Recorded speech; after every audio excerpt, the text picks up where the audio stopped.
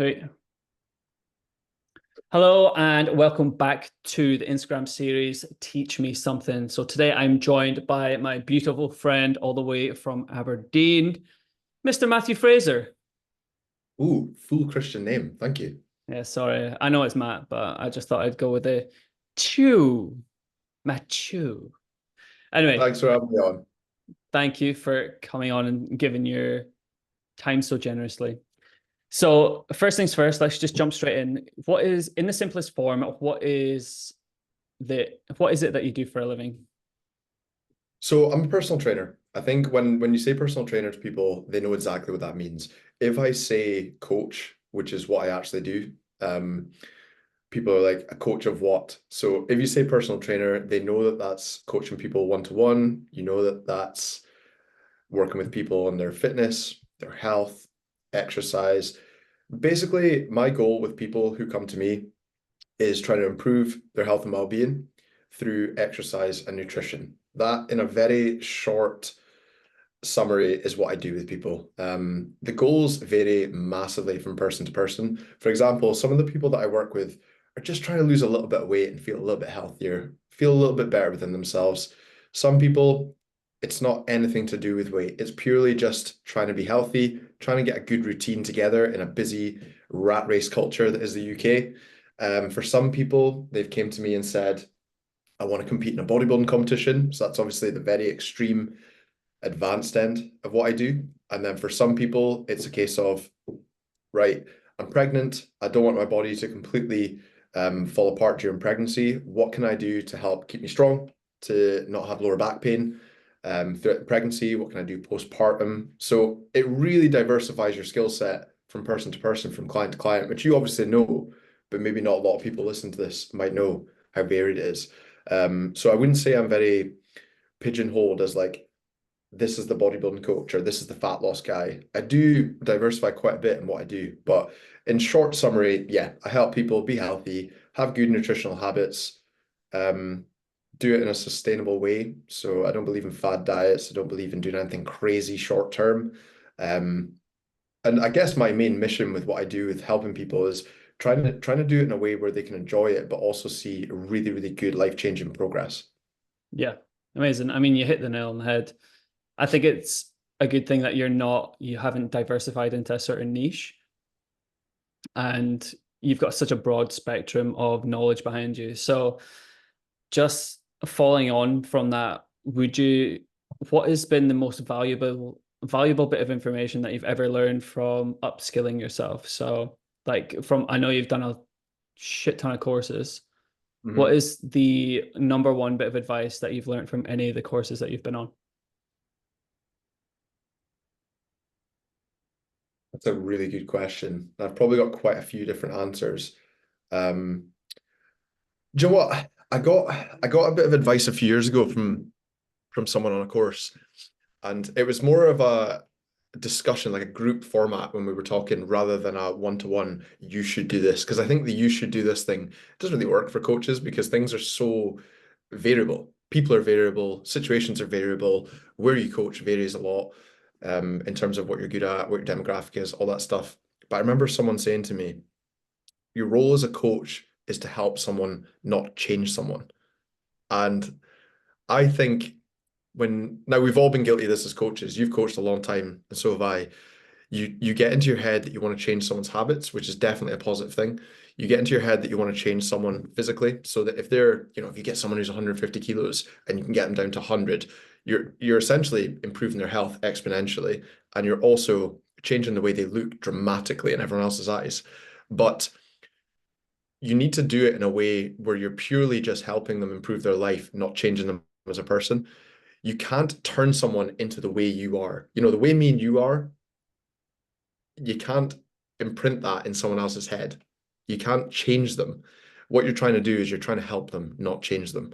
So certain people have different backgrounds to us, certain people have different values to us, and you're not going to be able to change a lot of those embedded thought processes that they have. You can adapt them, you can help them, but you can't change people, and you shouldn't be trying to change people. And I think as a young PT, that's something that I didn't know.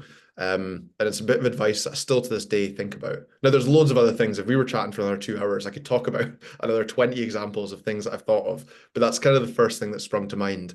And it's something that probably applies to every single situation. It's like, help people, don't try and change them. Don't try and make them you, don't try and turn them into a 30-year-old bodybuilder that is really meticulous with nutrition, because 99.9% of people don't want that.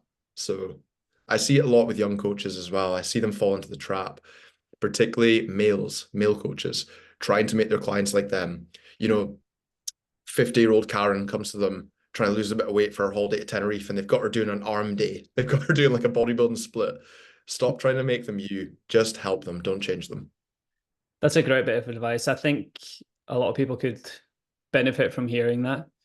It's certainly something I used to do when I first started out because I didn't really know any better, you know. Yeah, we all do it. Um, but yeah, great bit of advice. So following on from that, because you built up such a great business, what if you had to strip it all back and start fresh, start completely from the ground up? What are the top three things that you do first? Okay.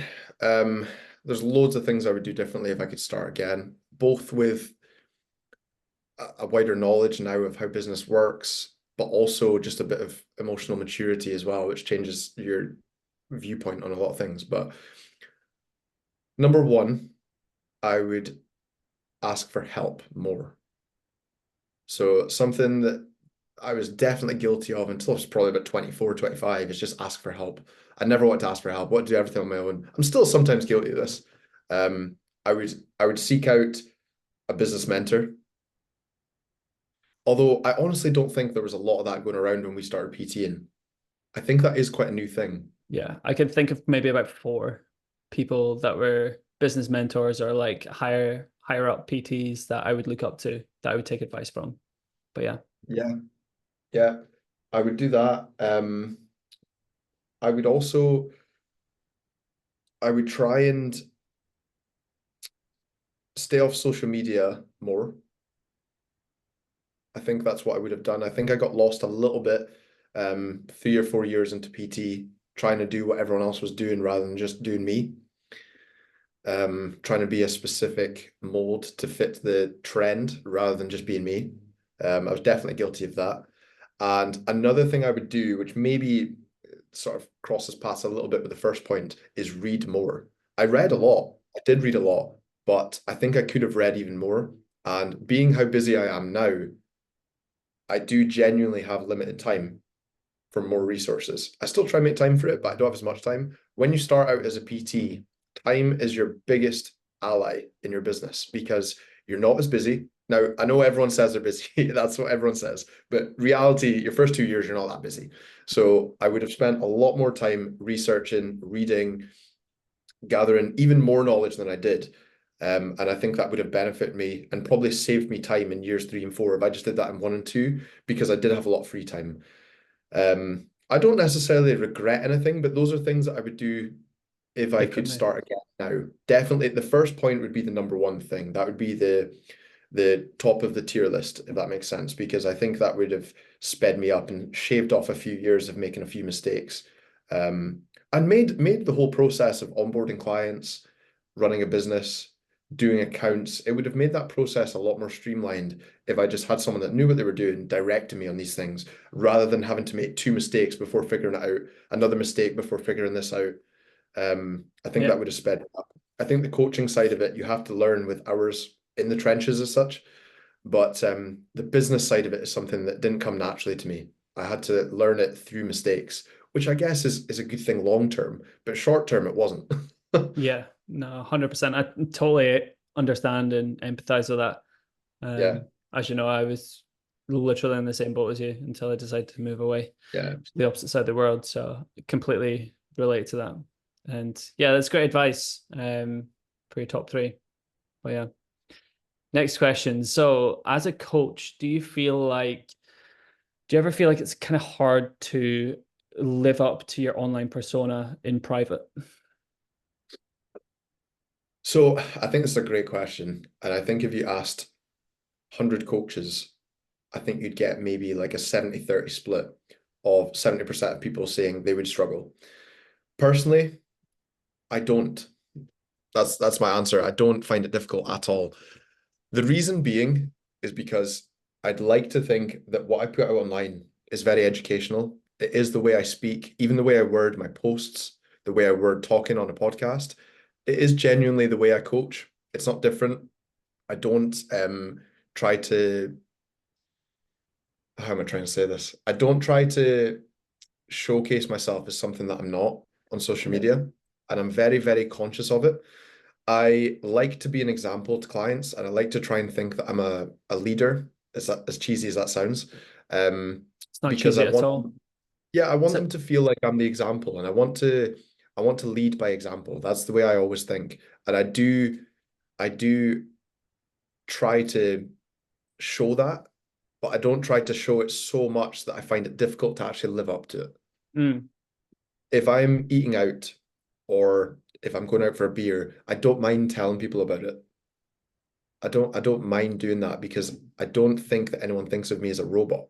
And if yeah, they did, then maybe that might help them understand me a little bit more, or it might help them relate to me a little bit more. If they find out, yeah, me and Elder eating off plan or whatever, it just makes you a little bit more relatable anyway. It's not going to damage your reputation as a coach.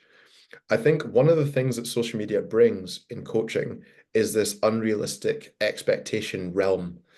So if a coach is lean for a month of the year, and I mean, loads and loads of people who coach for a living, and we know loads and loads of people who aren't in shape all the time.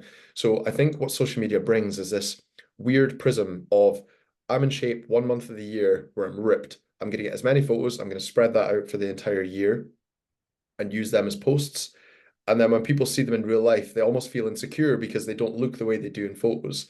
Now, I don't necessarily feel like that because I'm always very, very keen to explain to people that when I'm lean for a bodybuilding competition, if I'm really, really low in terms of body fat, I always try and explain to people and tell people why I don't look like that year round and why you shouldn't do that year round, rather than sort of trick them into thinking that I do look like that year round. yeah, So that makes it easier for me to not have a persona that's difficult to live up to.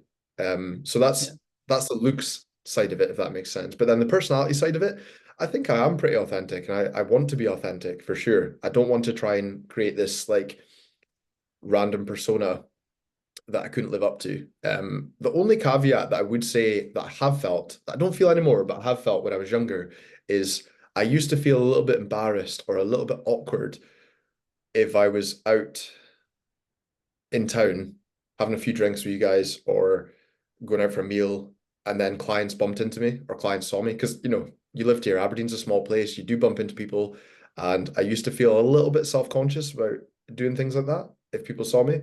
But now I don't feel like that at all because I explained to people the importance of doing that, and I don't think anyone thinks that I'm a robot now. So I have felt little spells of it, but I wouldn't say I struggle to live up to it. I hope that yeah. answers your. Yeah, no, I sort of get what you're saying. I think you're trying to allude to the integrity part. So whatever you say online, you're integral to your word and you personify that in real life and online. It doesn't change. And your authenticity has just traveled right the way through you. You've been completely authentic through all levels of your coaching, um, all your times coaching. Yeah. So And one thing that I didn't say that probably is the most important part of my answer to the question is that the things that I post about, I actually do. So when it comes to nutrition, I do have a sustainable approach. I do eat on plan just about all the time. I do exercise 4 to 6 times every single week. So I don't have to lie. You know what I yeah, mean? Because I yeah, practice what I preach, I don't have to lie. And I think that's incredibly easy to live up to your online persona because I'm actually living that lifestyle. If I wasn't, if I was posting about this, or if you were posting about this kind of stuff, health and nutrition, and we were couch potatoes eating pizza every night, it'd be very difficult and you'd probably feel very self-conscious about it. But because I don't lie necessarily about what I'm doing, it's easier for me.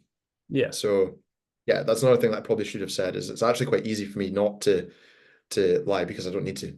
Yeah, it makes complete sense. And it's so true as well. So anyway, ladies and gentlemen, Mr. Matt Fraser, where can people find you to ask you questions or keep up with whatever you're doing? So the only thing I'm really, really active with is Instagram. So at Matt Fraser with two T's, PT, at Matt Fraser PT. Cool. No worries. Thanks for your time, boss. Thank you.